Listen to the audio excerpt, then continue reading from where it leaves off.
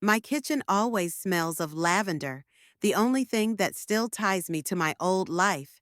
Jars of lavender oil line the windowsills, the cupboards, the bookshelf. Henry used to laugh at my obsession, but he always brought back new bottles from business trips. Now I buy them myself. It's my little luxury. One of the few pleasures I can afford on my social worker's pension. I am 73 years old, and for the last 3 of those years, I have lived alone in our old house on the east side of Dayton. The neighborhood is slowly falling into disrepair, as are most of its residents.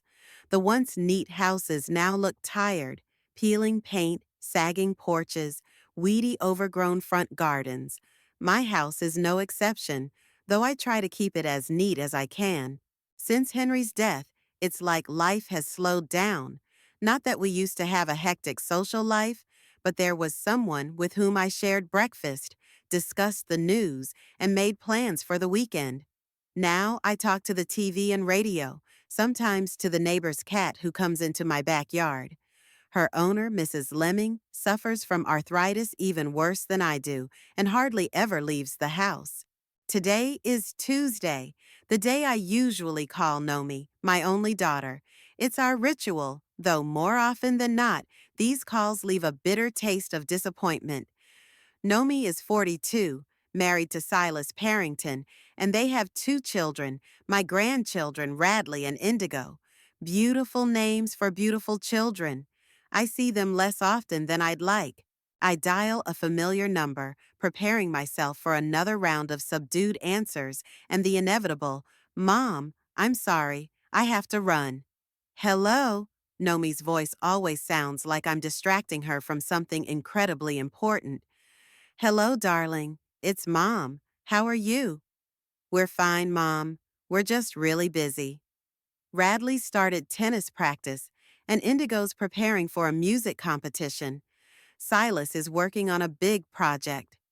"And how's your work at the gallery?" "I'm taking a break. Right now, I'm focusing on the kids and supporting Silas. He's been promoted, and now he has more responsibility." Nomi's always been ambitious. She studied art history in college, dreamed of opening her own gallery. Then Silas came along, and her ambition was transformed into a desire to fit into his world. The contemporary art gallery where she worked as a curator became a pause. "Why don't you bring the kids this weekend? I'll bake blueberry pie. Radley loves it." "Mom, we have every hour scheduled, tennis, music. Silas promised to take them to the Science Museum." That's when I hear the doorbell on her side. "Mom, I have to go. It must be Indigo's tutor." "Of course, dear. Say hi to the kids." "I will. Bye, bye." And she disconnects without waiting for me to say goodbye. This conversation is not unlike dozens of others, short, perfunctory, leaving me feeling like a petitioner rather than a mother. I look at the pictures on the mantelpiece, Nomi in her graduation dress, so beautiful and full of hope. Nomi with Silas on her wedding day. He's tall, trim, with the confident look of a man who knows exactly what he wants out of life. Next to it is a picture of the grandchildren. Last year's. I don't have more recent ones. Radley is 9 now. Indigo is about to turn 7. After the call, I usually do chores, laundry, cleaning, making dinner for one. Today I decide to bake cookies, just to fill the house with a cozy aroma. In the process, I remember Nomi teaching me how to bake, how she used to measure flour and break eggs with a serious face. Back then, she still loved spending time with me. When did that change?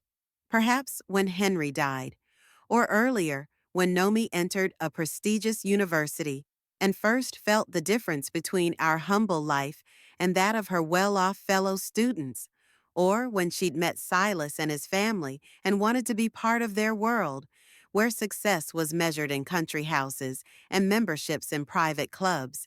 Henry and I had always lived modestly. He was a school teacher, I was a social worker.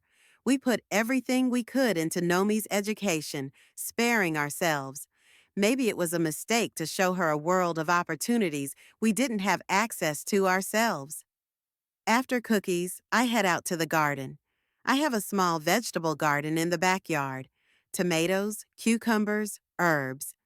Digging in the ground is good for the joints, my doctor says. And for the soul, I add. I feel needed in the garden. The plants respond to care, unlike some people. At 4 o'clock, I go to Mrs. Lemming's with a plate of fresh cookies. She is already waiting for me, sitting in a rocking chair on the veranda. Her hands, crooked with arthritis, rest on the armrests. We discuss the weather, the news, the neighbors. Her cat rubs against my legs. She recognizes me. "How's Nomi?" Mrs. Lemming asks, popping a cookie into her mouth. "Busy as ever," I answer with a smile that I hope doesn't look too strained. "And the grandkids?" "Radley's playing tennis, Indigo's practicing music. The kids are growing up. When was the last time you saw them?" "Christmas. I hate to admit that it's been almost 8 months since then." Mrs. Lemming nods understandingly. Her own daughter lives in California and visits her mother once a year, if at all. Back home, I turn on the TV, just for background. I make dinner for one, setting the table with a napkin, like I always did, even when it was just Henry and me. "Never let yourself get down, Alma," he liked to say. "Dignity is not in how others look at you, but in how you treat yourself." At 7 o'clock in the evening, the phone rings again. I'm surprised Nomi never calls back the same day. "Mom?" Her voice sounds unusually animated. "I have news for you." "What news, dear?" I instinctively straighten up, as if she can see my posture. "We're having dinner at the Elmwood this Friday night. Silas's parents will be there, and we want you to come too." I'm so surprised, I don't immediately find the words to respond. In all the years of marriage, Nomi has never invited me to an event with the Parrington family. "It's wonderful," I finally say. "What's the occasion?" "Just a family dinner," she answers quickly, but I can feel her reticence. "Mom, this is important. I want you to make a good impression on Silas's parents. We met at your wedding," I remind her. "That was 14 years ago, and you barely spoke a word. Please wear something appropriate, and maybe go to the hairdresser." She's got a commanding tone in her voice. "I have a blue suit I wore to Ann Brenner's anniversary party." "No, no, it's old-fashioned. Buy something new. And, Mom, please don't tell your stories about working in social services. Cordelia's not interested.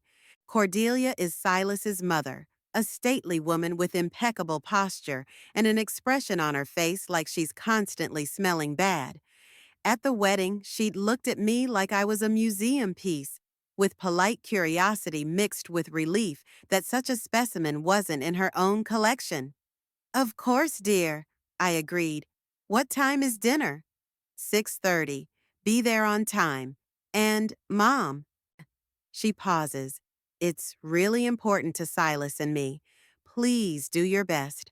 I promise to do my best. We say our goodbyes, and I'm left sitting with the phone receiver in my hand, wondering what this sudden invitation means. Has Nomi finally decided to patch things up between the families?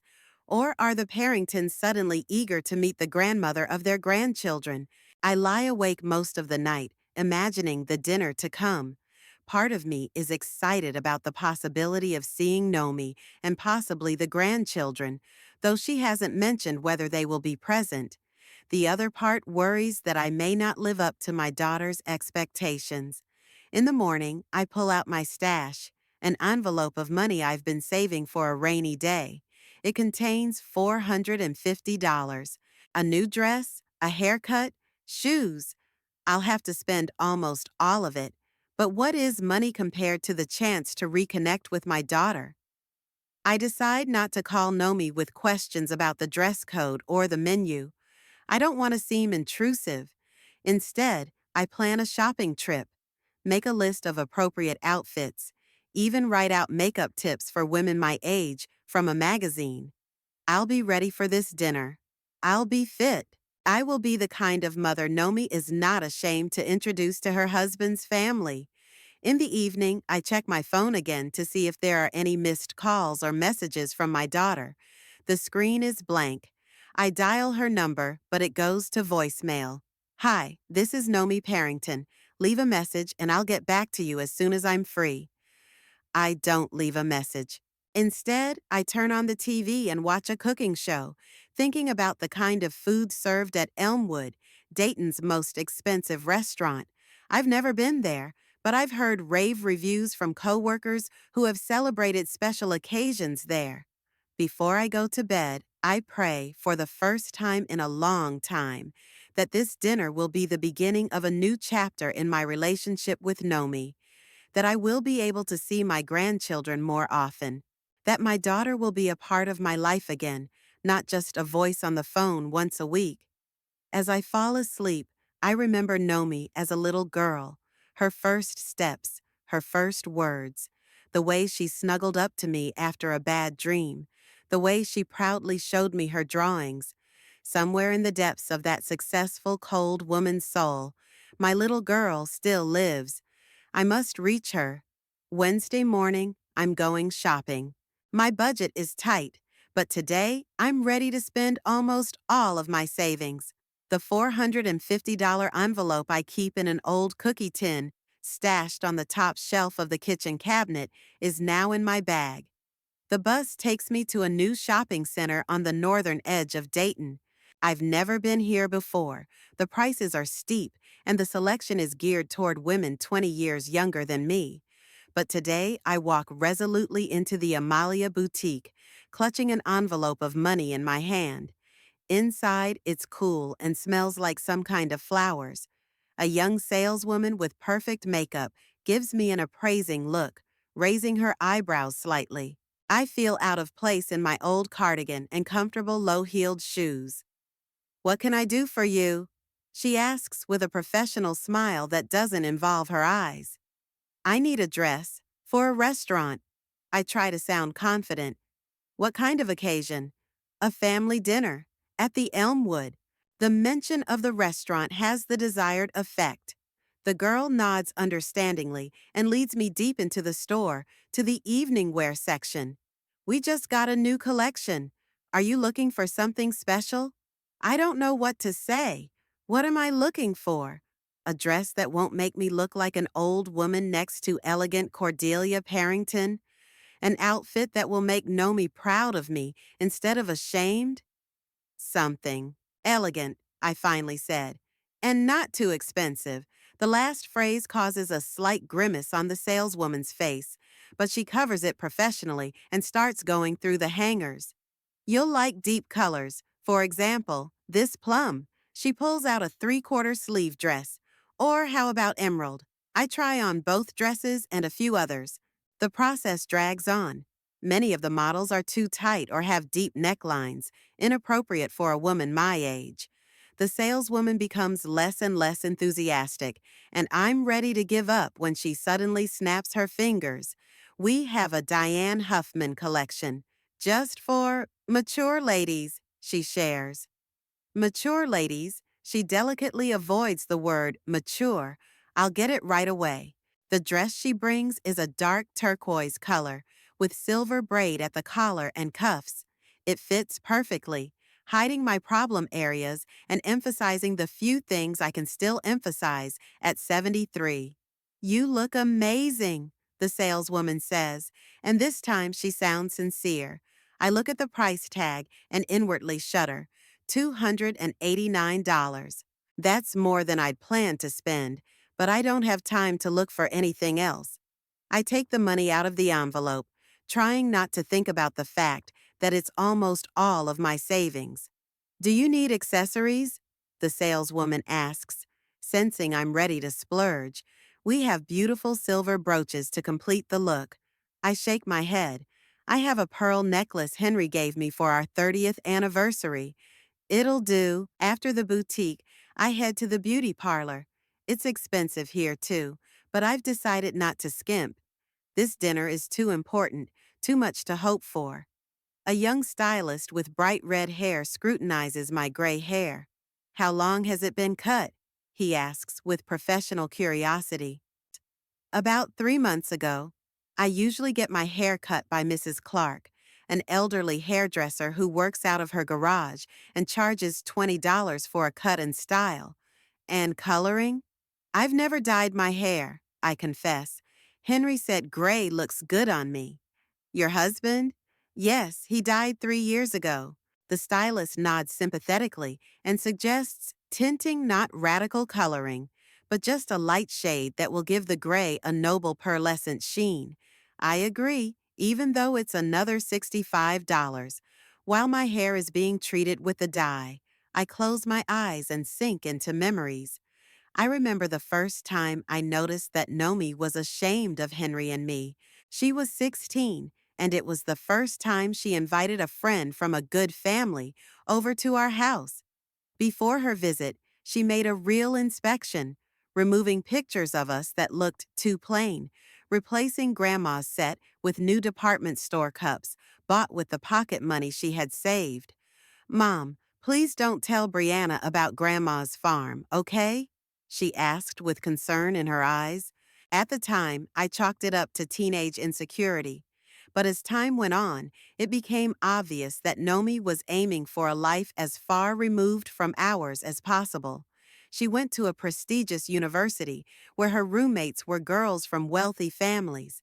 When she came on vacation, she brought with her new habits, a new vocabulary, a new way of looking at the world, in which our modest life seemed inadequate. Henry and I weren't poor. We had our own house, a car. We didn't starve, and we weren't poor. But we always lived within our means, saving for Nomi's education. Henry worked part-time during the summer. I took extra shifts.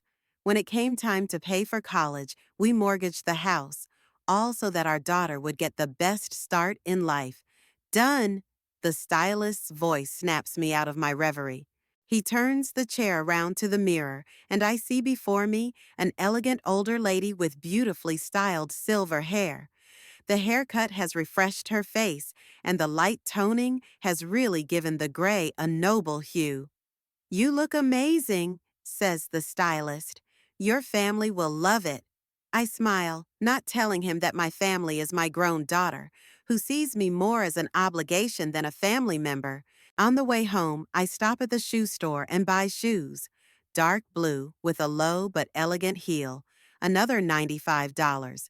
There's only $21 left in the envelope, enough for a cab to the restaurant and back. At home, I try on the whole outfit. The new dress, the pearl necklace, the shoes. The result satisfies me.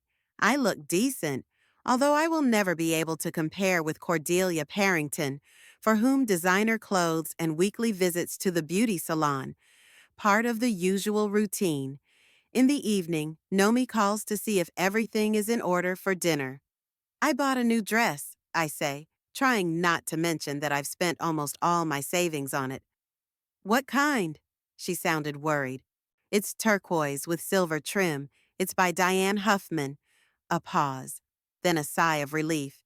Good. She does some pretty decent stuff. And the hair? I went to the salon. I had it cut and tinted. That's great, Mom. She really sounds pleased. I knew you could do it. And remember what we talked about. Not talking about social services. I finish for her. I remember, honey. And Daddy's parents. A farming background won't impress Cordelia. I swallow the lump in my throat. Henry's parents were hard-working, honest people. Their farm in Ohio fed not only their family, but many neighbors during the Great Depression. Henry was proud of his roots, and I am proud of them too. Of course, dear, I replied. Don't worry about it. Thanks, Mom. See you tomorrow. The day before dinner drags on interminably. I try to distract myself with housework, but my thoughts keep returning to the upcoming meeting. What if I say the wrong thing? What if Cordelia looks down on me again? What if I disappoint Nomi? Going through the laundry in the dresser, I come across an old box of family photos. Among them is a snapshot of Nomi at 5 years old on Henry's shoulders, both laughing, happy, and carefree. Next to it is me, young with a basket of apples. We'd gone to Henry's parents' farm to harvest. Nomi was thrilled with the horses, the smell of freshly cut hay, her grandmother's pies. When did she start to feel ashamed of her roots? I remember after her freshman year of college, she came home with new manners. Her speech had changed. There were words Henry and I had never used, intonations she hadn't learned from us. She began to examine our home critically, suggesting improvements we couldn't afford. "Mama, why don't you change those old curtains?" she asked with mild disdain. "And these rugs, they are so provincial." Henry would only smile and say, "Nomi is opening up a new world, Alma. Let her. We chose ours long ago and have no regrets." But I did, not about my choice of life path, but about the fact that my daughter was moving further and further away from us. With each year, with each new accomplishment, a master's degree in art, a prestigious job at a gallery, marriage to Silas, she became more and more ashamed of her roots. The evening passes in anxious thoughts. I take a warm bath with lavender oil, trying to calm myself. Tomorrow is a big day. Perhaps this dinner is a chance to mend relations with my daughter, to get closer to my grandchildren. I must make a good impression on the Parringtons so that they see me not just as an old middle-class woman, but as a decent person. On the morning of supper day, I wake up with the first rays of the sun. Although there are still many hours to the evening, I start getting ready.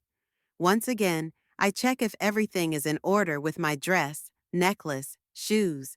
Repeating the hairstyle the stylist taught me, I rehearse small talk in front of the mirror, trying to speak clearly and without the slang that might give away my humble origins. By noon, I am physically tired from the exertion and decide to lie down. I can't sleep, but I force myself to rest. I drink a cup of herbal tea, turn on the radio. Classical music always calms me down. I think about what to wear under my dress, what jewelry to choose, how to style my hair. At 2 o'clock in the afternoon, Nomi calls. "Just checking to make sure everything's okay," she says. "Did you remember that dinner is at 6:30? "Of course I remembered," I say, trying to hide my nervousness. "I'll be on time." "And remember what we said about topics of conversation." Yeah. I'm getting annoyed with the constant reminders. No stories about social work, no mention of the farm, no talk of politics. I remember Nomi. Pause. Then, "I'm sorry, Mom. I just want this to go well. It's important to us." "I understand, honey." My voice softens. "Don't worry, I won't let you down." After the call, I go back to getting ready. At 4 o'clock, I start getting ready, slowly, to do everything right. I put on new underwear, another expense, but I couldn't afford to wear old under my expensive dress. Pulling on thin stockings, trying not to snag them. I apply my makeup, discreet but refreshing on my face. At 5:30, I'm ready and call a cab. The dress fits perfectly, my hair is well done, and the pearl necklace contrasts beautifully with the turquoise color. I look decent, not luxurious like Cordelia, but presentable. The cab arrives at 5:45. The driver, a middle-aged man, nods approvingly as I step out. "On a date, ma'am?" he asks with a smile. "To a family dinner," I answer as I get into the car. "The Elmwood, please." "Ooh, fancy place." The driver whistles. "Special occasion?" "Just meeting my daughter's family," I say without going into details. On the way to the restaurant, I look out the window at evening Dayton. We drive past the park where I used to walk Nomi, past the old library where I used to take her to children's readings, past the school where Henry went to. All these places are part of our history that Nomi prefers to forget. How she has changed since her marriage. I remember her first visit to Henry and me as Mrs. Parrington. She arrived with Silas in his new Jaguar, a luxurious black car that looked out of place on our humble street. Nomi entered the house looking like she was doing us a favor by her presence. At dinner, she criticized everything from Mom's curtains to Dad's sweater. Silas, honey, I told you Mom cooks the old-fashioned way, she said with a fake laugh when I served vegetable stew, a dish she'd loved as a child. Henry just got up from the table and went out into the yard. I found him smoking the first cigarette in 15 years. She's ashamed of us, Alma, he said quietly. Our girl is ashamed of her parents. I tried to defend Nomi. She just wants to impress her new husband. It will pass. But it didn't. With each visit, more and more rare, she became more and more distant from us, more and more a copy of Cordelia Parrington, with her cold smile and evaluating gaze. The cab stops at the Elmwood, an elegant building with columns and vases of exotic plants at the entrance. I pay, leaving a modest tip, and pause in front of the entrance for a moment, gathering my strength. This dinner is a chance to bond with my daughter, to be a part of my grandchildren's lives. I have to do this right, even if I have to pretend to be someone else to do it.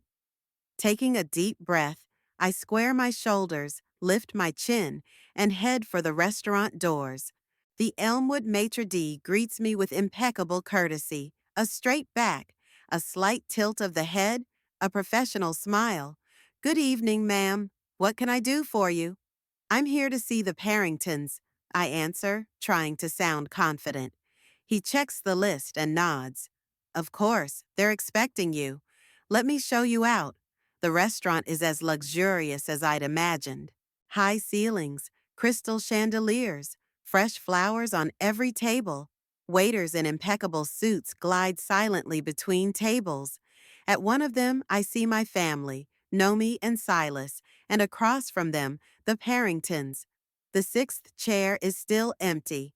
Cordelia Parrington notices me first. She says something, and Nomi turns around. There's a look on her face that I can't quite decipher, relief mixed with anxiety. She stands up and walks toward me. Mom, you look beautiful, she says, kissing me on the cheek. Come on, everyone is already waiting. I follow her to the table, trying to keep my back straight. Cordelia Parrington is as impeccable as ever. The ivory silk suit, the pearls, which, unlike mine, are probably real, and the hair, which must have taken hours of work by a professional stylist. Mrs. Haddington, she holds out her hand for me to shake. How nice to see you again. Likewise, Mrs. Parrington, I reply, shaking her dry, cool hand with its perfect manicure. Please call me Cordelia, she says with a smile that doesn't affect her eyes. Then I'm Alma, I reply, settling into the offered chair. Hugh Parrington, Silas's father, nods at me but doesn't get up. He's always given the impression of a man who looks past the person he's talking to if they're not of professional interest to him. Silas smiles politely at me, but I can sense that he's tense. He's tall like his father, with the same thin nose and firm chin. In his 44 years, he looks younger, the result of good genes and expensive care. In the sixth chair sits a young man I've never seen before, dark-haired with shrewd eyes and an easy smile. He stands up as I approach. Bryce Cuttingham, he introduces himself, extending his hand. Nice to meet you, Mrs. Haddington. Bryce works with Silas, Nomi explains, and I catch a note in her voice that makes me wary. He's a financial consultant. Nice to meet you, I say, sitting down next to him. The waiter serves the menu, and I can barely hold back a sigh at the prices. A salad costs as much as I spend on groceries for a week, but I'm not paying for it tonight, so I choose the one that seems safest, the chicken breast with vegetables. Cordelia orders the lobster, Hugh chooses the steak, Silas and Bryce get the scallops. Nomi hesitates, then orders the shrimp salad. No dressing, please. As the waiter leaves, Cordelia turns to me with a polite smile. How are you, Alma? Nomi tells me you've recently done some renovations to the house. I look at my daughter in surprise. There have been no repairs. I can barely afford to replace a leaky faucet. Not exactly renovations, I answer diplomatically. Just a little update.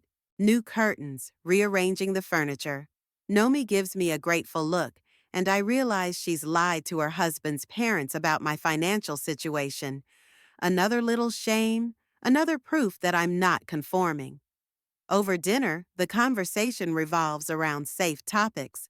The weather, the latest gallery show. Cordelia is actually on the board of trustees. Silas's plans for the business. I listen intently, inserting remarks only when I'm sure I'm not saying anything inappropriate.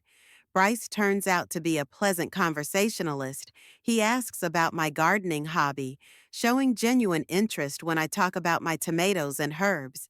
I notice Nomi watching us with an unreadable expression on her face. When dessert arrives, Cordelia strikes up a conversation about country real estate. I suddenly realize that this is what I've been thinking about all evening. Hugh and I are thinking of buying a house in Lakeview, she says, referring to the upscale suburb of Dayton. The lot next door to ours is for sale. It's a great place, Silas said. Do you remember when we were there for the Thompsons' barbecue last month? The question is directed at me, but I've never been to a Thompson's barbecue. I smile silently, not wanting to embarrass Silas. I'm sorry, I meant my parents, he corrects himself quickly, glancing at his wife. So, Cordelia continued, we thought it would be wonderful if Nomi, Silas, and the kids moved into this house. It's quite spacious with a pool and a tennis court. Radley could take tennis lessons right there without having to travel to the club. Sounds great, I said, trying to figure out where this conversation was going. We'd be willing to help with the financial side of things. Hugh enters, interested in the conversation for the first time all evening. Provided the young family spends enough time with us. Family dinners every Sunday, vacations together. Now I understand the purpose of the dinner. The Parringtons want to buy Nomi and Silas a house next to theirs, and they're setting the terms. What does that have to do with me? Why did you have to invite me to this conversation? How often do you see your grandchildren, Alma? Cordelia asks, and there's something like calculation in her eyes. I open my mouth to answer, but I see Nomi's warning look. Not as often as I'd like, I answer diplomatically. They have such busy schedules with classes and school. That's true, Nomi says. The kids are so busy. Radley has tennis and swimming, and Indigo has music and ballet. We can hardly keep them all together. If you move to Lakeview, Cordelia said, all those activities will be within walking distance. The local club has great tennis courts, and Madame Dubois' ballet studio is just 2 blocks away. Sounds perfect. Nomi smiles, squeezing Silas's hand. We are so grateful for your support. Family is the most important thing, Hugh says, with unexpected warmth in his voice. We want to be close to our grandchildren, to see them grow up. Something in his words touches me. Don't I want the same thing? Isn't that what I dream about every Tuesday when I call Nomi? I don't get to see Radley and Indigo much either, I say, unable to help myself. It would be great if they could come visit me once in a while, or I could visit you in your new home. There's an awkward silence. Nomi tenses. Silas takes a large sip of wine. Cordelia raises her eyebrows, looking at my son-in-law's daughter. Nomi, sweetheart, you didn't tell me you were having trouble with the time allocation between the families, she said, her tone light with disapproval. There are no difficulties, Nomi replies quickly. Like I said, the children are just very busy. But if they're making time for your parents, I begin, but Nomi interrupts sharply. Mom, please, not now. I think that's a fair question. I don't give up. If the children are going to spend every Sunday with the Parringtons, maybe one Saturday a month they could spend with me. Mom, Nomi raises her voice. I told you not to start this conversation today. When should we start it? I ask. When are you going to move out? When I see you even less often? Do you see what I have to deal with? Nomi turns to Cordelia. Constant complaints, constant guilt. I'm not making claims, I say, feeling resentment building up inside. I just want to be a part of my daughter and grandchildren's lives. You are already a part of our lives, Nomi almost shouts, attracting the attention of the customers at the neighboring tables. But you always want more, always dissatisfied with what I can give you. I just want to see my daughter and grandchildren more than once every few months, I say, no longer holding back my tears. Is it really that much? Yes, it is a lot. Nomi looks at me with fury. I have other obligations. Silas's parents want grandchildren too, and unlike you, they don't push guilt. I've never tried to pressure you, I say, wiping my tears with a tissue. I just want to be there for you. If you really wanted to be there for me, you'd be thinking about my well-being. Nomi slaps her palm on the table. You'd realize that this move is a chance for our family to have a better life. I understand your concerns, I say, but can't we find a compromise and ruin our time with Silas's parents? Nomi looks at me with frank contempt. They're offering us a house, Mom, a real chance, and all you're thinking about is your feelings again. I'm thinking about the fact that I want to remain a part of my only daughter and my grandchildren's lives. I say, is that so selfish? Yes, selfish.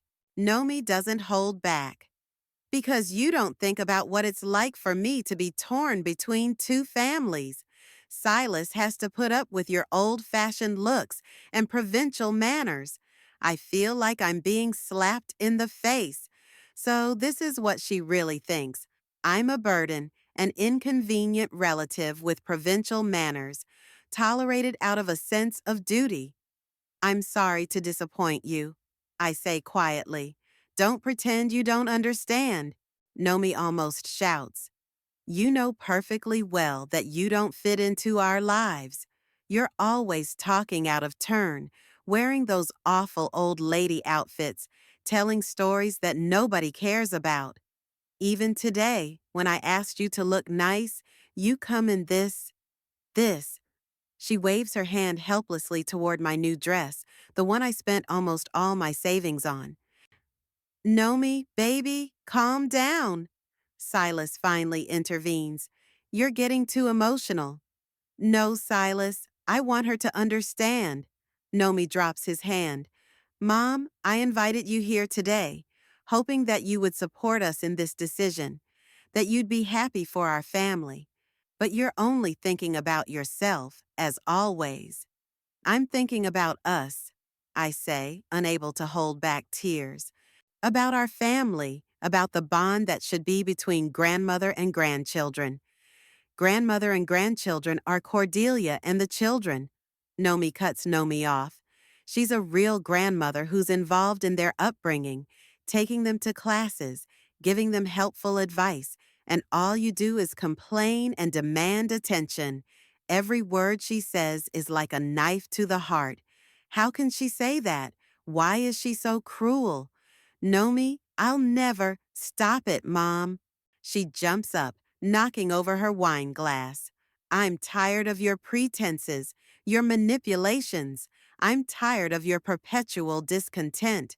Why can't you just be happy for us? Why do you always think only of yourself? Now the whole restaurant is looking at us. Cordelia and Hugh are stone-faced. Silas tries to comfort his wife, but she pushes him away. You know what, Mom? Get out of here, Nomi screams. You don't belong here. You don't fit into our life. You're just ruining everything with your outdated values and ridiculous claims. I sit stunned by her words. I can't believe that my daughter, my only daughter, who I loved more than anything in the world, could say such things to me. And in front of whom? To the Parringtons, to whom I have always been a stranger. Go away, Mother, Nomi repeats, pointing her finger at me. Go back to your old house, to your old habits and leave us alone. We want to move forward, not drag the past behind us. I silently stand up, packing my bag. My hands are shaking so badly I can't zip it up. Bryce helps me, his face a look of genuine sympathy. "I'll call you a cab," he says quietly. "Thank you," I whisper, not looking at Nomi, who keeps yelling at me. I walk toward the exit, feeling the stares of the other patrons. My legs shake, tears welling up in my eyes. How could I not see that my own daughter hates me so much? How could I believe I was still important to her? Bryce walks me to the exit, where a cab is already waiting. "Mrs. Haddington," he says as he helps me into the car. "I'm so sorry about what happened." I nod, unable to say a word. The cab touches off, taking me away from the restaurant, away from my daughter, away from the humiliation I've suffered today. "Get out of here, Mom. You don't belong here." Those words ring in my ears all the way home. The cab stops in front of my house. I hand the driver money, the last of my $40 envelope, and get out without waiting for change. My legs are shaky, my fingers stiff as I try to put the key in the keyhole. Finally, the door gives way, and I step into the dark hallway. Without turning on the light, I walk into the living room and sit down in Henry's chair. Just like that, in my new dress, still feeling the stares of the restaurant patrons. The tears I've been holding back in the cab finally burst out. I cry like I haven't cried since the day Henry died. I sob, wrapping my arms around myself like I'm trying to hold on to something that's irrevocably slipping away. "Get out of here, Mom. You don't belong here." Nomi's words echo over and over in my head. My daughter, my only daughter, the one daughter I loved more than anything in the world, said that to me, in front of strangers, with a contempt and anger that couldn't be ignored. When did she become like that? When did she turn from a loving girl into this cold, cruel woman? I remember her as a little girl, with pigtails and a polka dot dress, spinning around this very room singing the songs we learned together. I remember her first day of school, her pride when she learned to read, her tears over the dead bird we buried in the garden. I think back to her youth, first dates, prom, going to college. I suddenly realize I've been sitting in the dark for hours. It's almost midnight. I get up, feeling how my legs are stiff, go to the kitchen, mechanically pour water into the kettle. My expensive dress is wrinkled, and there is a stain on the hem. It must be from tears. I don't care, nor do I care that the pearl necklace Henry gave me was left at the restaurant. I took it off before dessert because the clasp was chafing my neck and put it in my purse. And the purse, I must have left it there in a hurry. The pearls, the envelope with the last of my money, my lipstick, my house keys, all left at the Elmwood. Good thing I have a spare key, which I keep in a flower pot in the backyard. The tea cools untouched. I sit at the kitchen table and remember our life with Henry, our struggle to give Nomi the best of everything. When she was born, we lived in a tiny rented apartment, 2 rooms, a cramped kitchen, a bathroom that we had to share with neighbors. Henry was just starting his career as a school teacher, and I was working part-time in social services, combining work with caring for the baby. We saved money on everything, altering clothes, buying groceries on shares, repairing what we could ourselves. When Nomi turned 3, we moved into this house. It was in terrible shape, leaky roof, sagging kitchen floor, mold in the bathroom, but it was ours. Henry and I rebuilt it on evenings and weekends, putting every spare penny we had into repairs. Nomi grew up with the house, watching the peeling walls turn into cozy rooms, the wilds in the backyard become a garden. I remember the first time she brought home a classmate, the daughter of a local doctor. The girl looked around with mild disdain and asked, "Don't you have a pool?" Nomi blushed and led her friend away to her room. In the evening, she asked us for a pool. Henry and I looked at each other. Even a simple inflatable pool was an unaffordable luxury back then. But after a month of denying ourselves everything, we bought one. Nomi's joy was worth every penny. Then there were other requests. Fancy clothes like a lawyer's daughter, art classes like an architect's son, a trip to a summer camp where all decent kids went. We tried to satisfy them all, realizing how important it was for her to be accepted among her more affluent peers. When it came time to choose a college, Nomi insisted on a prestigious university with astronomical tuition. But Mom, there are the best professors there and connections that will help me get a good job later. Henry and I mortgaged the house to pay for the first year. For the next few years, I picked up extra shifts, and Henry tutored part-time in the evenings. And the result of all that sacrifice is that my daughter is ashamed of me. She thinks I'm a burden, prefers me out of her life. I suddenly feel not bitterness, but anger. For the first time in a long time, pure, righteous anger. How dare she treat me like this? After everything Henry and I have done for her, after all the sacrifices, all the sleepless nights, all the denying ourselves the essentials, no, I won't take it anymore.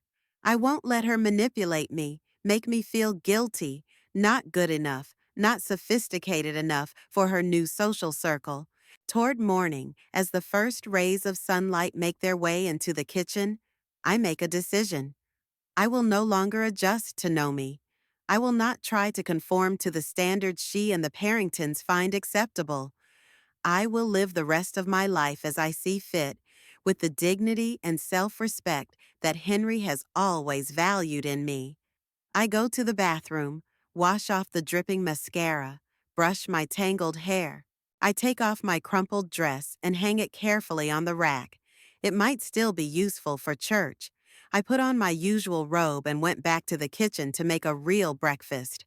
For the first time in months, I have an appetite. After breakfast, I sit down at the phone and dial a number I remember by heart, even though I haven't called it in years. Hello? The voice on the phone sounds sleepy. I suddenly realize it's only 7 in the morning. Sylvia, it's Alma. I'm sorry it's so early. Alma? Alma Haddington? There's disbelief in her voice, then joy. My God, it's been ages. I thought you'd moved away from Dayton. No, I'm still here, in the same house. How are you, dear? How's Henry? I suddenly realized that Sylvia doesn't know about my husband's death. We lost contact long before his illness. Henry died 3 years ago, I say quietly. Lung cancer. Oh, Alma, I'm so sorry. The sincere sympathy in her voice makes me tear up again. Why didn't you call? I would have come. It was so difficult, Sylvia. I could barely manage on my own. And then things started happening with the grandchildren, with Nomi. How is she? And the kids? They must be pretty big by now, huh? Radley's 9, Indigo's about to be 7, I said. They're fine. Nomi too. Something in my voice must be giving me away because Sylvia suddenly says, Alma, what's wrong? You sound different from usual. And I tell her everything about last night's dinner, about Nomi's words, about how she humiliated me in front of the Parringtons, her contempt for my old-fashioned looks and provincial manners, about how she said, "Get lost, mother," and kicked me out of the restaurant. Sylvia listens without interrupting. When I finish, she speaks with a firmness I've always appreciated in her. Alma Haddington, you deserve better. From your own daughter, you deserve respect and gratitude. And if she can't give that, then maybe you really should fail. But not where she thinks you should go, but into your own life, full of meaning and joy, without the constant feelings of guilt and inadequacy. Her words resonate with my soul. Yes, that's what I've decided to do tonight. You know what? Sylvia continued. Let's meet. Tonight. I'll pick you up at 11 and we'll go out for lunch. That cafe on Maple Street, remember? Where they make those delicious blueberry pancakes. Josie's, I remember. You and I used to go there every Saturday when the kids were little. Exactly. And they still make the best pancakes in town. What do you think? I hesitate. Sylvia and I were close friends for years.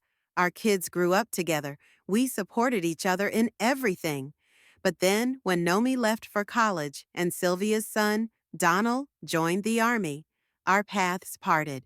I was so busy with my own problems, taking care of my sick mother, and then working an increased workload that I didn't make time for friendship. And when Nomi married Silas and had Radley, Sylvia had already moved to another Dayton neighborhood. Alma, are you still here? Sylvia's voice brings me back to reality. Yeah, I'm sorry. I've been thinking. You know, this would be great. Josie's pancakes and talking to you is exactly what I need right now. Great. I'll see you at 11 then. And, Alma, I'm really glad you called. After talking to Sylvia, I feel energized. I clean the kitchen, take a shower, choose clothes. Not a new expensive dress, but my favorite lavender-colored pantsuit, the one Henry always said looked especially good on me. It's a little out of fashion, but I don't care. I'll wear what I like, not what Nomi would approve of. At 11:30, the phone rings. I'm sure it's Sylvia, and I pick up with a smile. Hello? Mom? Nomi's voice sounds tense. Are you okay? I don't answer right away, trying to deal with the wave of emotions. Anger, resentment, love, disappointment, all mixed up in my chest. Yeah, I'm fine, I finally answer. Why? Well, after last night, you left your purse at the restaurant. Bryce brought it back for me. Thanks for letting me know. Can I pick it up?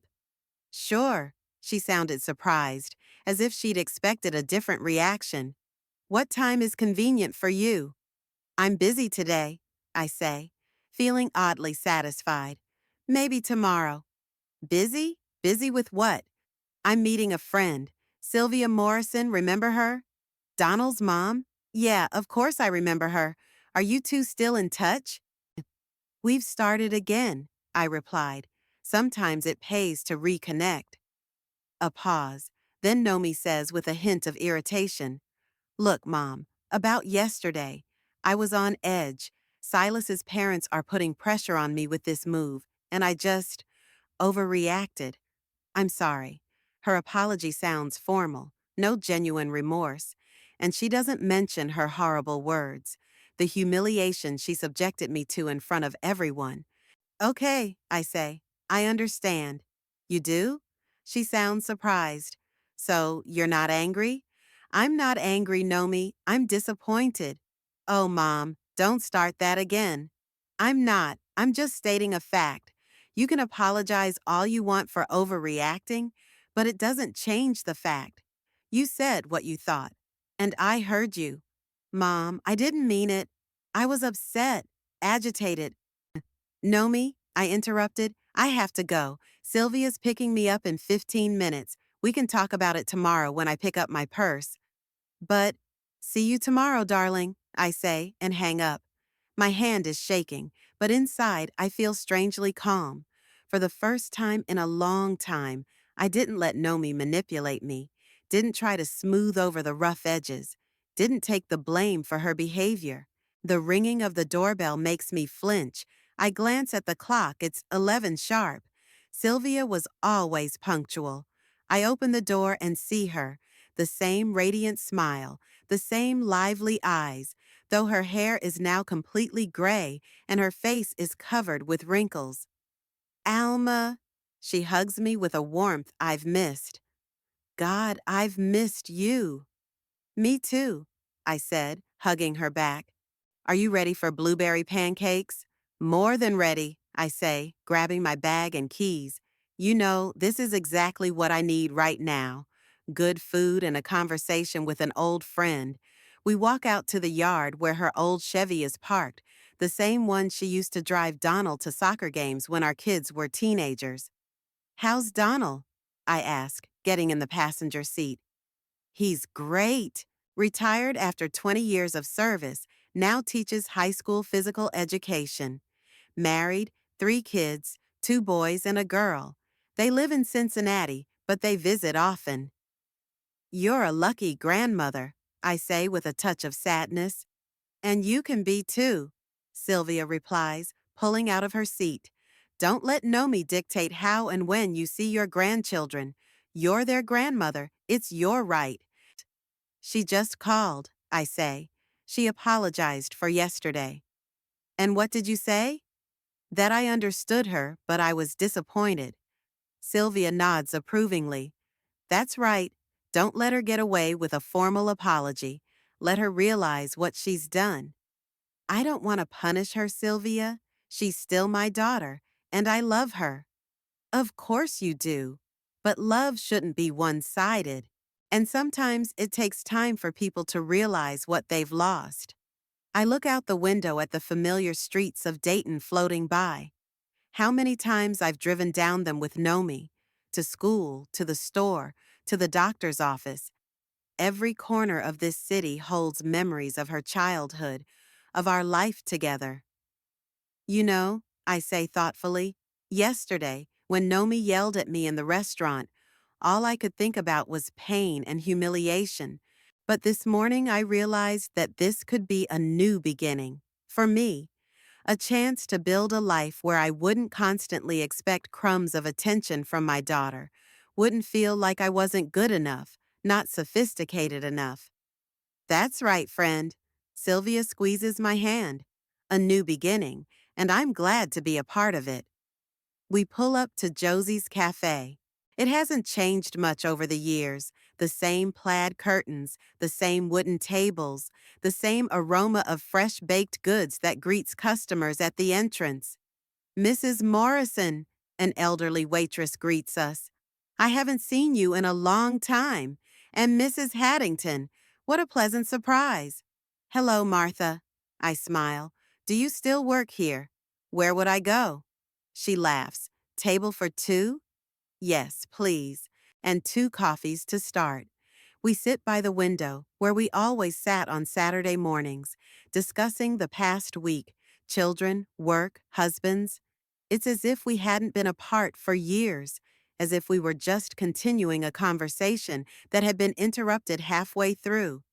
Sylvia looks at me warmly and says, You know, Alma, whatever happens with Nomi, whatever happens next, remember that you deserve to be happy. You deserve respect. You deserve a life filled with meaning and joy. And no one, not even your own daughter, has the right to take that away from you. I feel the tears come to my eyes again, but this time not from bitterness, but from gratitude for this friendship, for these words I needed to hear. Thank you, Sylvia, I said. Thank you for being you. The cab stops in front of my house. I hand the driver my money and get out, enjoying the warm spring air. After lunch with Sylvia, I feel refreshed. It's as if the heavy weight I've been carrying for years has suddenly disappeared, allowing me to breathe fully. We spent the whole day together. After Josie's, we went to the park, walking along familiar paths, remembering how our children used to run here, how we used to have picnics on the grass, how we used to celebrate birthdays. Sylvia had not changed, still the same energetic, cheerful woman with a sharp mind and a kind heart. She talked about her son, Donald, her grandchildren, the traveling she had done since retiring. You should come with me next time, she said as she described her recent trip to Savannah. You'd love it. The old houses, the huge oaks covered in Spanish moss, the ghosts on every corner. Ghosts? I laughed. Well, that's what the locals say, Sylvia said with a wink. Anyway, think about it. Life doesn't end at 70, Alma. It just takes on new forms. I promised to think about it, and the thought of a trip, of new experiences, of a life beyond the routine of waiting for Nomi's call, was surprisingly appealing. The next day, as agreed, I stopped by Nomi's to pick up my purse. She greeted me warily, clearly not knowing what to expect. I was polite but reserved. I didn't talk about the fight in the restaurant. I didn't rebuke her. I didn't apologize. I simply took my purse, asked how my grandchildren were doing, and left, leaving my daughter slightly perplexed. At home, I checked the contents of my purse. The pearl necklace was still there, as was my wallet with the rest of my money. Nothing was missing. I hung the necklace in the jewelry box where I kept my other jewelry, few in number, but dear to my heart. Henry's anniversary gifts, the silver earrings he'd gotten from his mother, the brooch Nomi had made with her hands in art class, little treasures, each with a story behind them. The next few days are filled with pleasant chores. I put the house in order, not because I'm expecting guests, but because I want to live a clean and cozy life for myself. I work in the garden, enjoying the way the soil responds to my care. I see Sylvia every day now, either at her place or mine, or in town for a cup of coffee or a light lunch. We catch up, years apart, events we haven't had time to share. She tells me about her travels in Europe, about the ceramics courses she attends, about her volunteer work at the animal shelter. I share memories of the last few years with Henry, his illness, and how hard it was to let him go. You know what I've always loved about you and Henry? Sylvia says over tea in my garden. Your devotion to each other, the way you supported each other always, without reservation. He was my rock, I nod. After he died, it was like I lost a part of myself. But you got through it. Sylvia squeezes my hand. And now you're building a new life. He'd be proud of you. I smile, sensing she's right. Henry has always valued strength, dignity, the ability not to give up in the face of adversity. He wouldn't approve of the way I've let Nomi treat me all these years. Love doesn't require self-deprecation, Alma, he would say. You deserve respect, even from your own daughter. Wednesday night, as I finish another reading session for Mrs. Lemming, she's getting worse in her eyesight and asks me to read aloud to her. The phone rings. I know it's Nomi before I even pick up the phone. She has a special way of ringing, 3 short rings in a row, as if she's in a hurry. Hello? Mom, hi, it's me. Her voice sounds normal, not a trace of remorse for that awful night, not a hint that anything significant has happened between us, as if the incident at the restaurant was a minor spat not worth remembering. Hello, Nomi, I said neutrally. How are you? I'm great. She sounded excited. Silas's parents finally decided to buy that house in Lakeview. We're going to see it this weekend, Saturday morning. We want to bring a realtor and a designer with us so we can discuss possible changes to the layout right away. Sounds wonderful, I say, already guessing where she's going with this. Yes, and here I was thinking. She pauses, clearly expecting me to offer my help, but I don't say anything. Not going to make it easy for her. Anyway, Mom, we need your help, she finally says, not waiting for my reaction. Could you babysit the kids? They get so cranky on these trips, and we need to focus on the details. Silas thinks it's best to leave them at home, with someone we trust. In the past, I would have agreed right away, canceling any plans I had for the chance to be with my grandchildren, but not today. I'm sorry, Nomi, but I've already made plans for Saturday. Plans? She sounds surprised, as if she can't imagine that I could have a life of my own. What plans? Sylvia and I are going to the art museum. There's a new Impressionist exhibit, and then lunch at Lavender Alley. The art museum? I can hear the skepticism in her voice. Since when are you interested in art? I've always been interested, I answer calmly. I just didn't have time for museums before. I was too busy helping you with the kids. A pause. I can almost see her frowning, trying to figure out how to respond to my refusal. But Mom, this is very important to us, she says, a pleading tone in her voice. Our future could depend on this trip. If we like the house and we can negotiate terms with Silas's parents, it will be a huge step forward for our family. I understand, Nomi, and I'm happy for you. But the museum is important to me too. The exhibit is temporary, and I promised Sylvia I'd go with her. But it's just a museum. Now there's irritation in her voice. You can go any day you want, and we have to go on Saturday. Silas doesn't have another day free. You have other options, I say. The babysitter you usually hire for your evening out. Or Silas's parents. Don't they want to spend time with their grandchildren? The nanny's away at her sister's wedding, and Silas's parents are coming with us to see the house. Nomi almost screams. Jesus, Mom, can't you put aside your stupid museum for your own grandchildren? I feel a wave of anger rising inside, but I force myself to speak calmly. Nomi, I love Radley and Indigo. You know that, and I'm always happy to spend time with them. But I have my own life, my own plans and commitments, and I can't cancel them this time. Can't or won't? Her voice rings with rage. After all we've done for you. That phrase catches me off guard.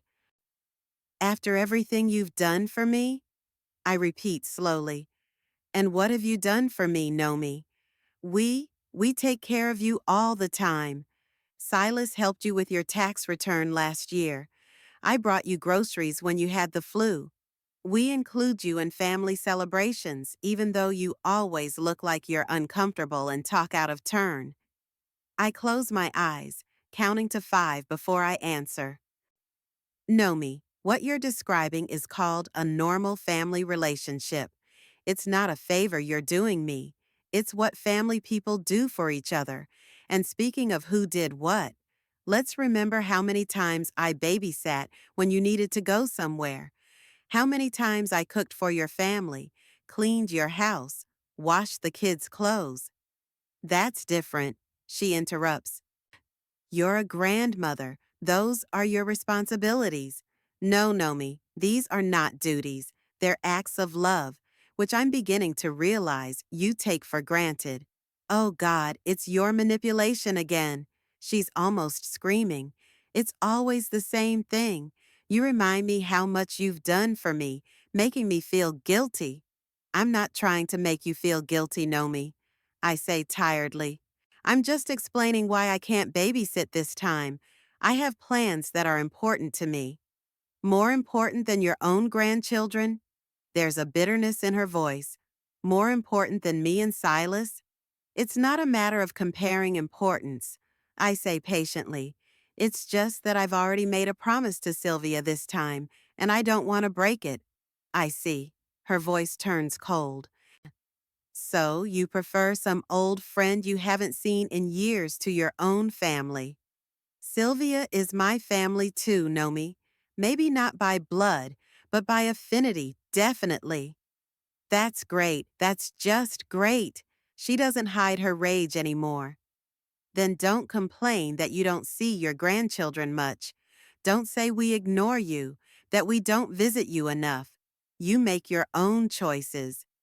Yes, I do, I agree. Just like you made your choice in the restaurant when you told me to get lost in front of the Parringtons. There's silence. I can only hear her heavy breathing on the other end of the line. So that's what this is about, she says at last. You're getting back at me for the other night. No, Nomi, I'm not getting revenge. I'm just finally respecting myself and my boundaries. And I expect you to do the same. What boundaries? She snorts. You're my mother. There should be no boundaries between us. There should be, Nomi. There always have been. It's just that I let you break them because I was afraid of losing you, because I thought your love depended on my willingness to say yes to everything you asked of me. Jesus, Mom, you sound like something out of a psychology book. Did Sylvia give you that crap? It's not nonsense, I answer calmly. It's a realization I came to on my own. After my own daughter humiliated me in front of strangers and kicked me out of the restaurant like I was some kind of inconvenient relative that I needed to get rid of. I already apologized for that, she yells. What more do you want? You want me on my knees? I need you to be truly sorry, Nomi. Not a formal, I'm sorry, I was on edge, but a real understanding of how much you hurt me, and I need your respect. Not ostentatious for the sake of the Parringtons, but real respect. Recognition that I'm a person with my own desires and plans, not just a convenient grandmother who can be summoned at a moment's notice. You're unbearable, she exhales.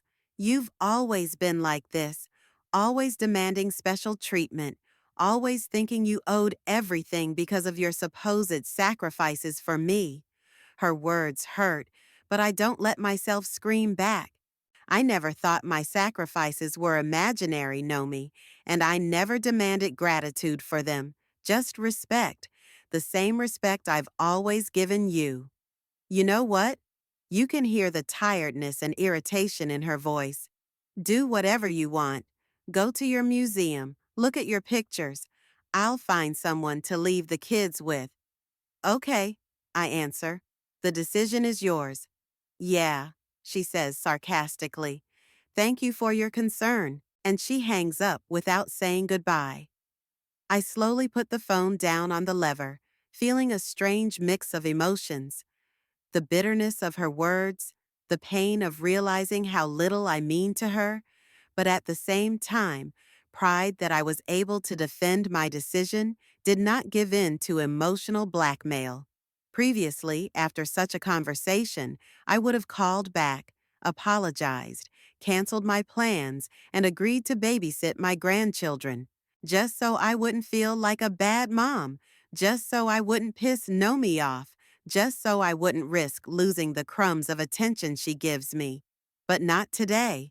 Today, I am staying true to my word to Sylvia and my decision to live a full life, not an existence waiting for my daughter to call. I make peppermint tea. Henry always said there was no better way to calm the nerves and go out into the garden. The evening is warm and the air is scented with lavender blossoms. I sit in a wicker chair and watch the last rays of sunlight color the sky with pinks and golds. My thoughts return to my conversation with Nomi. She called my sacrifices imaginary. I wonder what she would say if she knew that Henry and I mortgaged the house to pay for her first year of college, that I worked 2 jobs while she went to private school, that every time she asked for a new dress or a class trip, Henry and I denied ourselves something necessary. But that's not the point. Not the material sacrifices, not the money. It's about the love I've always given unconditionally, expecting nothing in return. The support I've given in every situation. I've always put her happiness above my own. And the result was screw you, Mom, at a restaurant and accusations of selfishness over the phone. Maybe I really was too soft. Maybe I was allowing her too much, not setting boundaries, not demanding respect. Henry sometimes said I was spoiling Nomi. You're too kind to her, Alma, he'd say. One day, she'll decide that the whole world should treat her the same way, and she'll be very disappointed. Was he right? I don't know. I just loved my daughter and wanted the best for her. Maybe that was my mistake. I thought best meant material goods, prestigious education, status. Or maybe she needed clearer boundaries, a stricter upbringing, a clearer understanding that in life, you should not only take, but also give. The phone rings, interrupting my musings. I reluctantly walk back into the house, sure it's Nomi with another round of reproaches. Hello? Alma, it's Sylvia. I hope I'm not calling too late. No, not at all. I can feel the tension leaving me at the sound of her voice. I was just having tea in the garden. Sounds perfect. Listen, I'm calling about Saturday. The exhibition opens at 10, so I'll pick you up at 9:30, okay? Okay, I agree. I'll be ready. Is something wrong? She asks shrewdly. You sound upset. I tell her about the conversation with Nomi, about her demand to babysit her grandchildren, about her reaction to my refusal. You were right not to give in, Sylvia says firmly. It's high time she realized that you're not a maid who can be summoned at short notice. But I feel guilty, I confess. It's nothing to do with Radley and Indigo, and I'm depriving myself of the chance to be with them. You're not depriving yourself of anything, Alma. You're just setting healthy boundaries. And believe me, the grandkids will benefit in the long run. They'll see that their grandmother is a self-sufficient person with her own life, not an appendix to their mother. Her words help me look at the situation in a different way. Maybe it's really important to show Radley and Indigo an example of self-respect, to let them see that love doesn't mean self-denial, that caring for themselves is just as important as caring for others. You're right, I say, as always. Of course I'm right, she laughs. There's a reason I'm 3 months older than you. Wisdom of life, you know. We chat a little more about the upcoming exhibition, about which paintings we want to see first, about the restaurant where we'll have lunch after the museum. When we say goodbye, I feel much better. Saturday morning, I wake up early with an unaccustomed sense of anticipation. Usually my weekends are monotonous, cleaning, cooking, sometimes reading or watching TV. But today I'm going to a museum, to a real exhibition, with a friend. It seems so simple and ordinary for most people, but for me, it's almost a holiday. I choose my outfit carefully, not too formal, but not casual either. I settle on a light blue dress with a cardigan and comfortable shoes. It's going to be a busy day. A lot of walking.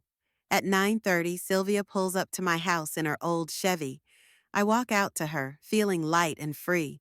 Ready to meet the Impressionists? She smiles. More than ready, I answer, getting into the car. You know, I haven't been to a museum since Nomi's school field trip. That was, God, about 30 years ago. Then you're in for a real treat, Sylvia says with a wink. Believe me, this exhibition is worth denying even the most demanding daughter's request. I laugh, feeling the last vestiges of guilt dissolve. Yes, Nomi is angry, but that's her problem, not mine. I'm entitled to my own life, to my own joys that don't depend on her approval or disapproval. I deserve this day, a day when I am not a grandmother, not a mother, not a widow, but simply Alma, a woman who loves art and friendship and has the right to enjoy them without guilt.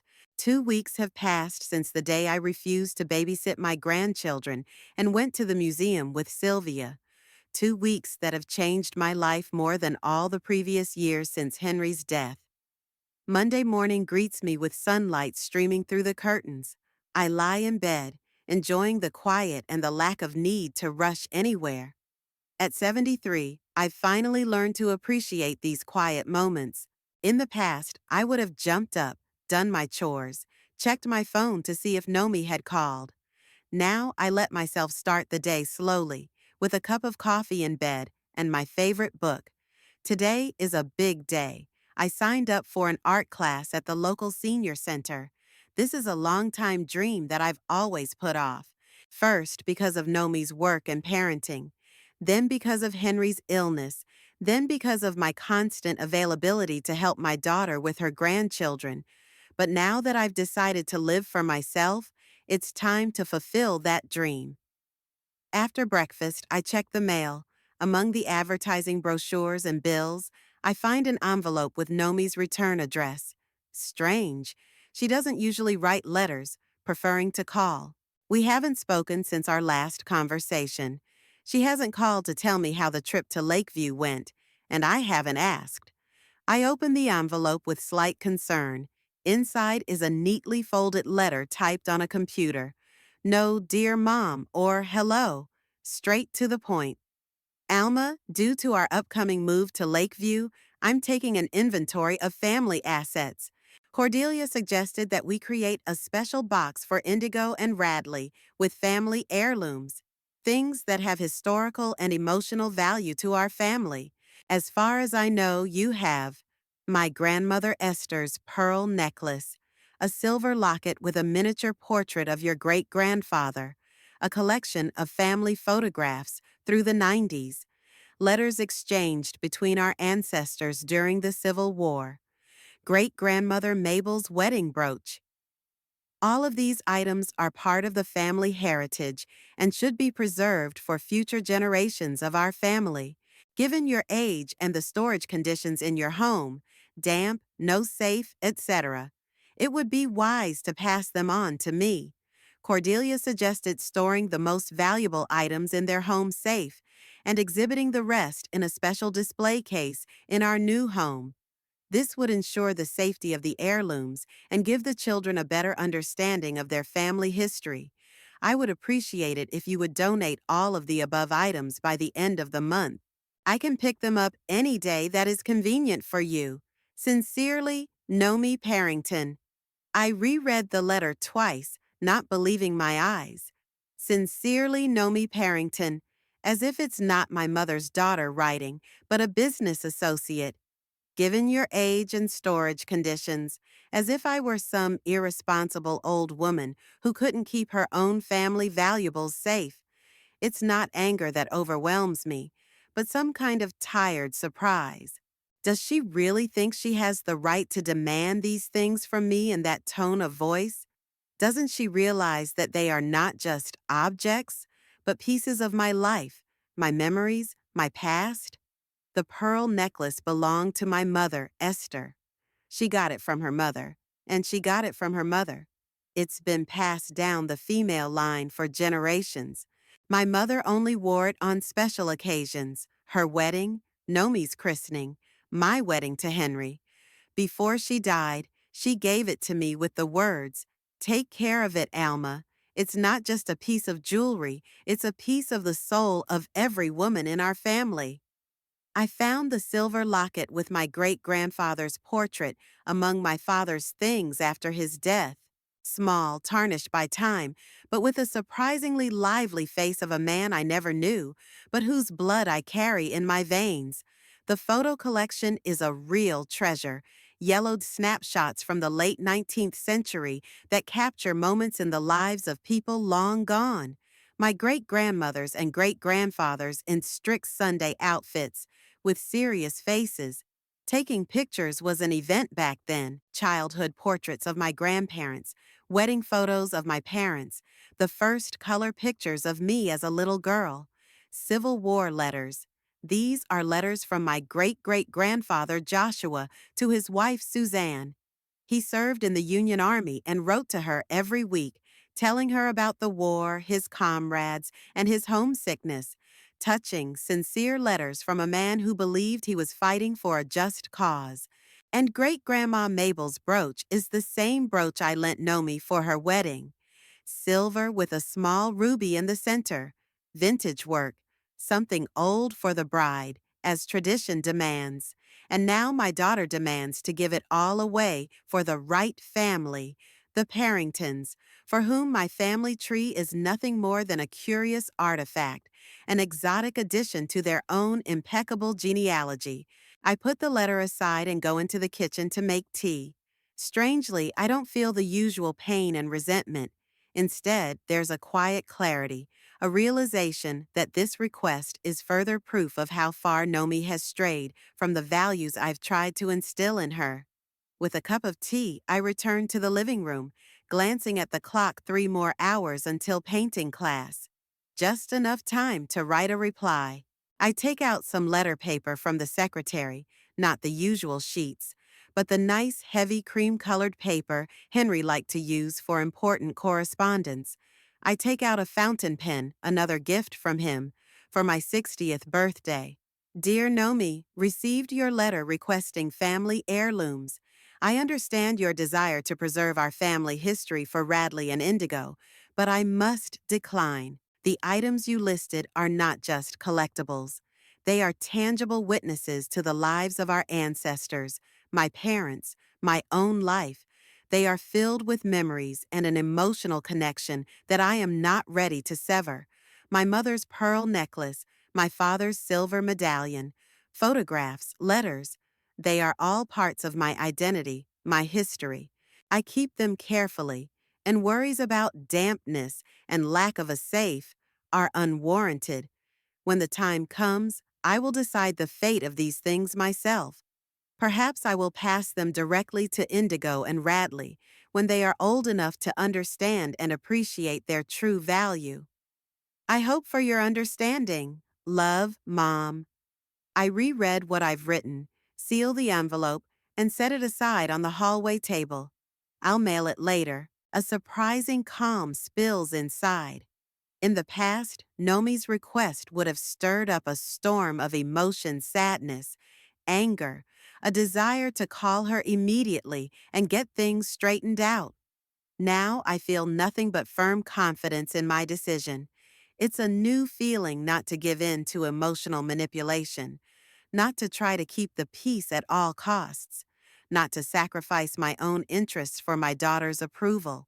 I finish my tea and start packing for my art class. I pick out comfortable clothes that won't get stained with paint, pack a small bag. Sylvia advised me to take a bottle of water and a snack, and the class is 3 hours long. Sylvia picks me up at the appointed time. During these 2 weeks, we have become inseparable. We go to museums, cafes, parks together. We have enrolled in the same courses. Are you ready to be the new Grandma Moses? She smiles as I get in the car. I'm not sure about Moses, but I'm ready to at least try, I answer with a smile. On the way out, I tell her about Nomi's letter. Is she serious?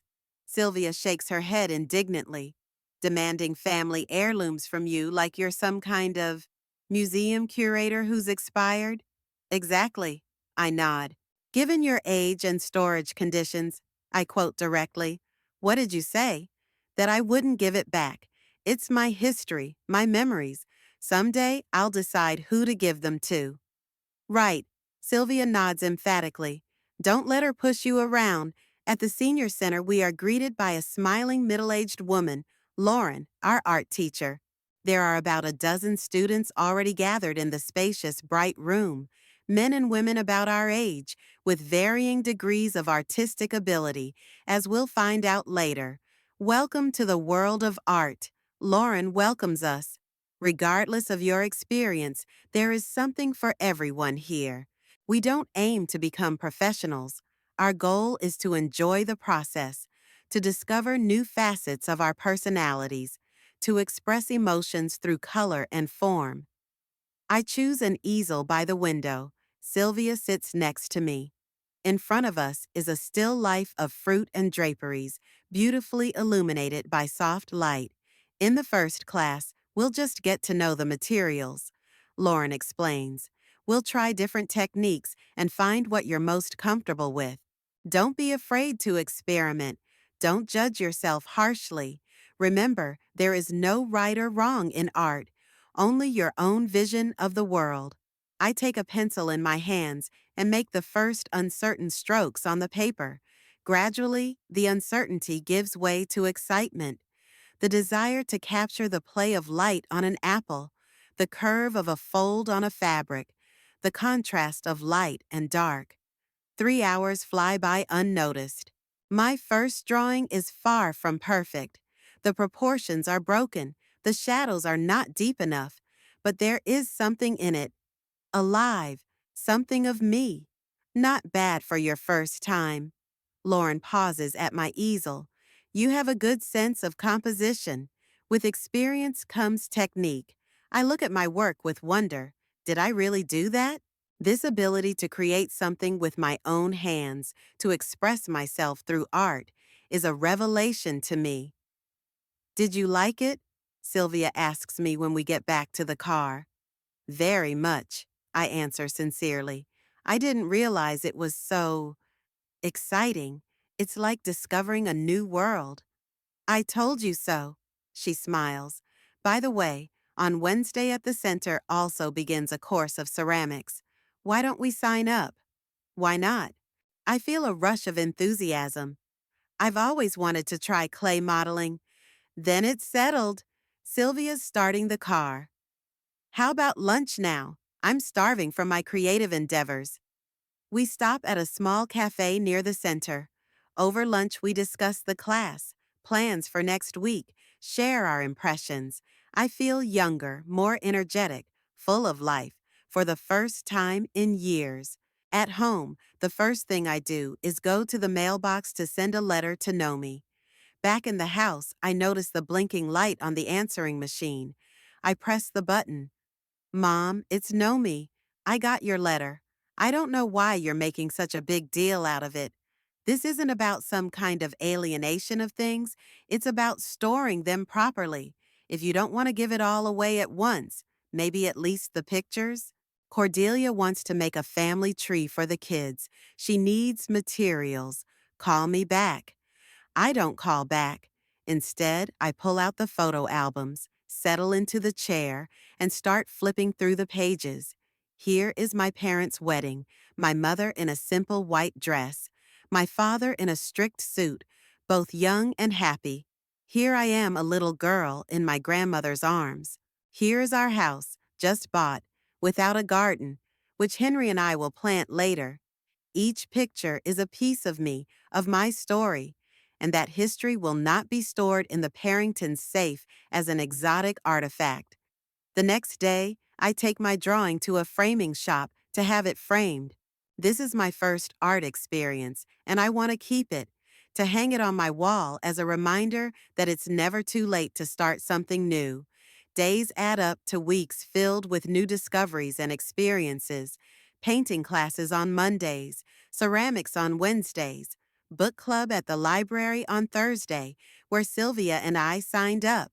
Weekends, museums, parks, sometimes small trips to neighboring towns. Nomi calls a few more times, insisting on handing over at least some of the family heirlooms. I politely but firmly refuse. In the last conversation, she can't stand it. You're just getting back at me, aren't you? For that night at the restaurant? For choosing Silas's family over me? No, Nomi, I answer calmly. I'm not taking revenge. I just make decisions based on what's important to me, not what other people expect me to do. You should try it. It's surprisingly liberating. She snorts and hangs up the phone. Before, this would have upset me. I would have called back, apologized, tried to make amends. Now I just go back to reading the book we're discussing at the club tomorrow. A month goes by. I arrange my first ceramic pieces on the shelf, a crooked but lovely cup, a saucer with jagged edges, a small vase. They are imperfect, but they are made with my hands, with love and effort. The phone rings. I pick it up, expecting to hear Sylvia. We'd arranged a trip to the botanical gardens this weekend. Grandma? A child's voice catches me off guard. It's Radley. Radley! I can't hide my joy. Honey, how are you? How's Indigo? We're fine. He sounds a little unsure. Mom said you didn't want to see us. I squeeze the phone so hard my knuckles turn white. That's not true, Radley. I'm always happy to see you. It's just that Grandma has her own activities and hobbies now. That's all. Mommy says you're mad at her. I'm not mad, honey. Mom and I are just, learning to communicate with each other in a new way, like adults. He doesn't say anything, obviously not knowing what I'm talking about. Radley, do you want me to tell you a story? Like we used to, remember? Yes. I can hear the excitement in his voice. The one about the knight and the dragon? Sure, I smiled, making myself comfortable in the chair. Once upon a time, there was a knight who always thought he had to save others. I tell him a story I'm making up as I go along, about a knight who realized that sometimes you have to save yourself, that courage comes not only from fighting dragons, but also from being true to your own principles. When the tale ends, Radley exhales enthusiastically. Cool. Can you tell me more? Next time, dear. Maybe you and Indigo can come and visit me. I'll bake a blueberry pie and we can talk about dragons. I'll ask Mommy. He sounds unsure. She says you're very busy now. I'll always have time for you, I say firmly. Tell Mom I'm inviting you over for Sunday. For pie and stories. Good. He sounds enthusiastic. Bye, Grandma. See you later, my good one. I hang up, feeling a strange mix of emotions: joy at talking to my grandson, anger at Nomi for turning the kids against me, hope that this call could be the start of a new relationship. I don't know if they'll come on Sunday. I don't know if anything will change in my relationship with Nomi. But I do know this: I will no longer live in constant fear of losing her love, nor will I sacrifice my dignity for crumbs of her attention. I have lived a long life full of love, loss, joy, and disappointment. And now, at 73, I finally realize that I deserve respect from others and from myself. I look up at my work on the shelf, imperfect but sincere expressions of my creativity, to the wall where my first framed drawing hangs, to the table where the book I'm discussing tomorrow at the club lies. For the first time in years, I feel like I am not just Nomi's mother, not just Henry's widow, not just Radley and Indigo's grandmother. I am Alma Haddington, a woman with her own history, values, interests, a woman who has finally learned to live life to the fullest without fear of judgment or guilt. And this sense of freedom, this newfound dignity, is the best gift I could give myself.